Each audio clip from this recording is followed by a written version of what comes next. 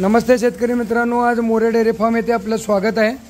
आज More dairy form येथून एक म्हैस परत साहेबांनी खरेदी केली आहे। गेल्या 15-20 दिवसात एक म्हैस नेलेली आहे त्यांनी। तर जरा डिटेल घेऊ त्यांचा। साहेब नमस्कार। नमस्ते नमस्ते। जरा डिटेल द्या की आम्हाला।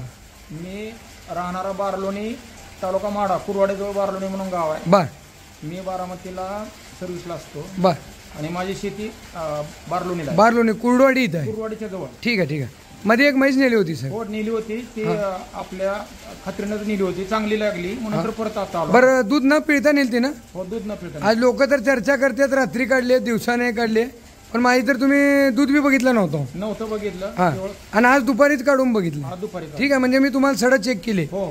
पर आपल्या डेअरी बद्दल तुमचं काय मत आहे साहेब, की कसं कसं काय शेतकऱ्यांबद्दल एखादं काय तुमचं मत? मी अगोदर बऱ्याच लोकांकडून ऐकलं होतं, बर, सोलापूरला मोरे डेअरी फार्म मध्ये खात्रीशीर म्हशी मिळतात। बर, त्यामुळे मी आलो।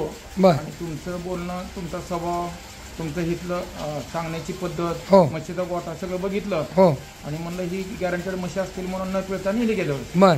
आणि आता ती म्हैस मी स्वतः तिथं पिळतोय, वापरतोय। बर। ती खात्री बघून परत नेहायला आलो इथं। बर, म्हणजे असं फसवणूक नाही झालं ना? नाही नाही नाही, फसवणूक काय 1 रुपया द्यायची गरज नाही, म्हणजे सगळं क्लिअर कट आहे काम। म्हणजे काय होतं साहेब माहिती आहे का, आज बरेच लोक ज्यांना ह्यातलं 1% बी ज्ञान नाही ते बी लोक ह्या धंद्यात उतरू लागले आणि काही बोलतात की बाबा दूध काढले नाही काढले।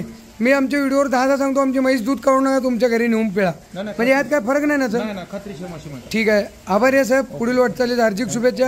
आता परत अजून म्हशी पाठवत राहू दर 15 दिवसाला एक एक। नमस्कार सर।